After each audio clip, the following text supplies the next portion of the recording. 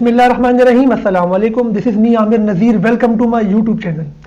Students, ABC part 1 में इस्लामियात के paper के हवाले से आज की ये वीडियो में अपलोड कर रहा हूँ और आज की इस वीडियो में मैं आपको बताऊँगा कि इस्लामियात का पेपर हम किस तरह से अटैम्प्ट कर सकते हैं, हमें किस तरीके से इस्लामियात का पेपर अटैम्प्ट करना चाहिए। देखिए, हर पेपर इंपॉर्टेंट होता है, चाहे वो अकाउंटिंग का हो, स्टेटिस्टिक्स का हो, पीएसटी का हो, इस्लामियात का हो। किसी भी पेपर को कम वैल्यू नहीं देनी चाहिए, क्योंकि आपको ओवरऑल परसेंटेज अगर आपको अपनी इंप्रूव करनी है तो आपको थियोरेटिकल सब्जेक्ट्स में भी आपको अच्छे मार्क्स लेने पड़ेंगे। जैसे आप अकाउंटिंग और स्टेट्स के लिए आप जान लगाते हैं तो आपको इन छोटे सब्जेक्ट्स होते हैं, छोटे सब्जेक्ट्स का मतलब जिसमें कम मार्क्स होते हैं, जैसे 60 मार्क्स का इस्लामियात है, 40 मार्क्स का पीएसटी है, ठीक है ना। इस तरह के जो सब्जेक्ट्स होते हैं इसमें भी आपको सिमिलरली उतनी ही मेहनत करनी चाहिए ताकि आपकी ओवरऑल परसेंटेज बहुत अच्छी आए। तो हम इस वीडियो में इन तमाम चीज़ों पे बात करेंगे। गेस्ट पेपर में ऑलरेडी इस्लामियात का अपलोड कर चुका हूँ। अगर आप डाउनलोड करना चाहते हैं तो उस वीडियो का लिंक इसी वीडियो की डिस्क्रिप्शन में मौजूद है और गेस्ट पेपर का लिंक भी पीडीएफ फॉर्मेट में मौजूद है। उसका लिंक मैंने दे दिया है, आप उस पर क्लिक करके उसे डाउनलोड करके आप वो देख सकते हैं, वो आप उससे क्वेश्चन याद कर सकते हैं। तो अगर गेस्ट पेपर की हम बात करें, मैंने गेस्ट पेपर में 3 तरह के क्वेश्चंस रखे। एक अकायद से रिलेटेड है, एक इबादत से रिलेटेड है और एक हुकूकुल इबाद से रिलेटेड है, ठीक है ना। यानी हुकूक अल्लाह, अकायद, हुकूक अल्लाह और हुकूकुल इबाद। लेकिन उससे भी पहले अगर हम बात करें उन क्वेश्चंस की जो कि आयात और अहादीस के तर्जुमे के हवाले से, तो बहुत सारे स्टूडेंट्स हमसे ये क्वेश्चन करते हैं कि सर हम कौन से तर्जुमे याद करें। देखिए, इसमें गेस्ट पेपर देना बहुत मुश्किल होता है कि मैं कौन सी आयत पेपर में आएगी, क्योंकि 2 आयत आती हैं, 2 अहादीस आती हैं, 2 में से किसी एक आयत का तर्जुमा और तशरीह करनी होती है और 2 अहादीस में से किसी एक हदीस का तर्जुमा और तशरीह करनी होती है। लेकिन अच्छी बात यह है कि ये आप चॉइस में छोड़ सकते हैं, यानी आपको 5 में से 3 क्वेश्चन करने होते हैं। 2 क्वेश्चन जो होते हैं वो तर्जुमे के होते हैं, यानी एक आयत के तर्जुमे का, एक हदीस के तर्जुमे का। आप ये 2 क्वेश्चन चॉइस में छोड़ के बाकी के 3 क्वेश्चन जो कि एक्सप्लेनेटरी क्वेश्चन हैं वो आप अगर करेंगे तो अगर आपको इजी लग रहा है, आयत और हदीस मुश्किल लग रही है और बाकी क्वेश्चन इजी लग रहे हैं, तो आप ये 2 क्वेश्चन आप चॉइस में छोड़ें और बाकी के 3 क्वेश्चन अटेम्प्ट कर लें, जिसका मैंने गेस्ट पेपर बनाया है।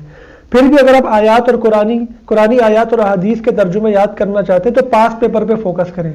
लास्ट ईयर का पेपर छोड़ के उससे पहले के पेपर्स में आप देख लें, उन आयत के तर्जुमे देख लें क्योंकि वही रिपीट होते रहते हैं, और अहादीस भी आप देख सकते हैं कि कौन से पेपर में अब तक आ चुके हैं, वो आप देख सकते हैं। मैं आपको ये सजेस्ट करूंगा कि आयत और अहादीस आप पास पेपर की ही देखें, अदरवाइज इनको चॉइस में छोड़ दें, क्योंकि आपका 60 मार्क्स का पेपर होता है और आपको 2 घंटे में 3 सवाल करने होते हैं।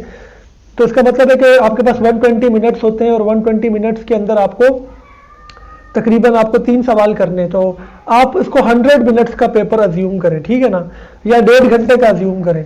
1.5 घंटे का अज्यूम करने का क्या फायदा होगा कि आपको एक क्वेश्चन आप आधे घंटे में अज्यूम कर ले कि आपने करना है, तो आप 1.5 घंटे में 3 क्वेश्चन आराम से कर लेंगे। तो आधे घंटे में 20 नंबर का एक सवाल मेरे हिसाब से हो जाना चाहिए। ये चीज़ें तो हम डिस्कस करेंगे, उससे पहले मैं आपको ये बता दूं कि आपने 4 अकायद याद करने जो मैंने गेस्ट पेपर में दिए हैं आपको। इसमें अकीदा आखरत, अकीदा रिसालत, अकीदा तौहीद और अकीदा ख़त्म नबूवत, ये 4 अकायद आपने याद करने हैं। इस तरीके से हुकूक जो आपके इबादत है, रोज़ा, हज, ज़कात, नमाज, ये 4 आपकी इबादत होती हैं, इनको भी आपने देख लेना है। अच्छा, इसमें मैं बेसिकली हमारा आज की इस वीडियो का जो टॉपिक है वो तो ये है कि हमने करना कैसे। देखिए, जब भी आप किसी भी क्वेश्चन को अटेम्प्ट करेंगे, चाहे वो नमाज के फ़ज़ाइल आप अटेम्प्ट करें या वालिदैन के हकूक़ व फ़राइज़ अटेम्प्ट करें, कम से कम आपको एक आयत एज अ रेफरेंस देना है, एक आयत का तर्जुमा एज अ रेफरेंस देना है और एक हदीस एज अ रेफरेंस देनी है। मैं आपको छोटी सी एग्जांपल देता हूँ। वालिदैन के हुकूक पे आप एक आयत, जैसे कि तुम्हारे वालिदैन या उनमें से कोई एक अगर बूढ़ा हो जाए तो उनको उफ भी ना कहो, ठीक है ना। ये एक कुरानी आयत का मैंने तर्जुमा बताया। जब आप कुरानी आयत का तर्जुमा बताएंगे तो आपने उसको अपने वर्डिंग में कोशिश करें कि ना बताएं, क्योंकि जब आप क्वेश्चन याद कर रहे होंगे तो उसमें बहुत सारी कुरानी आयत के हवाले होंगे ना, जैसे वालिदैन के हकूक के ऊपर है। आप सारे नहीं याद करें, आप 1 या 2 याद कर लें हवाले, ठीक है ना, कुरानी आयत के। आपने सूरत का नाम लिखना है साथ में, जब आप कोई हवाला देंगे ना किसी आयत का तो ब्रैकेट में आपने सूरत का नाम लिखना है। सूरत आयत नंबर लिखने की जरूरत नहीं है, लेकिन सूरत का नाम लिखना पड़ेगा आपको। اگر آپ نہیں لکھیں گے تو وہ ریفرنس کیسے ہوگا, وہ بنے گا کیسے ریفرنس کہ یہ کون سی صورت میں آیا ہے. آیت نمبر اگر آپ بھلے نہ یاد کریں, بندہ بھول بھی جاتا ہے, ٹھیک ہے نا. اسی طریقے سے اگر میں بات کرتا ہوں حدیث کی, جیسے جنت ماں کے قدموں کے نیچے ہے, ٹھیک ہے نا, تو یہ ایک حدیث ہے, ٹھیک ہے. تو آپ اس کا اگر آپ جہاں پر یاد کر رہے ہیں, جس بک سے یاد کر رہے ہیں, اس میں کسی بھی حدیث کے اینڈ میں اس کا کس بک میں ہے اس سے وہ حدیث لی گئی ہے, مسلم شریف سے لی گئی ہے یا جامع ترمذی سے لی گئی ہے, اور اس کے ساتھ اس کا نمبر حدیث نمبر ہوتا ہے. حدیث نمبر نہ یاد کریں, آپ صرف یہ یاد کر لیں کہ یہ کس حدیث کی بک سے لی گئی ہے, ٹھیک ہے نا. اس طریقے سے کیا ہوگا کہ ایک ریفرنس بن جائے گا, اور پھر آپ اس کو اپنے ورڈ میں ایکسپلین کریں گے. جیسے میں نے آیت آپ کو ایک بتائی نا, اب آپ اس کو اپنے ورڈ میں ایکسپلین, تو آپ 15-20 لائنیں لکھ سکتے ہیں اس ایک آیت کے اوپر جو آپ نے ریفرنس کے طور پہ لکھی ہے, یا حدیث جو آپ نے لکھی ہے. آیت بھی لکھنی ہے اور اس کو ایکسپلین کرنا ہے, حدیث بھی لکھنی ہے, اس کو ایکسپلین کرنا. اب یہ ڈیپینڈ کرتا ہے کویشچن کس طرح کا ہے.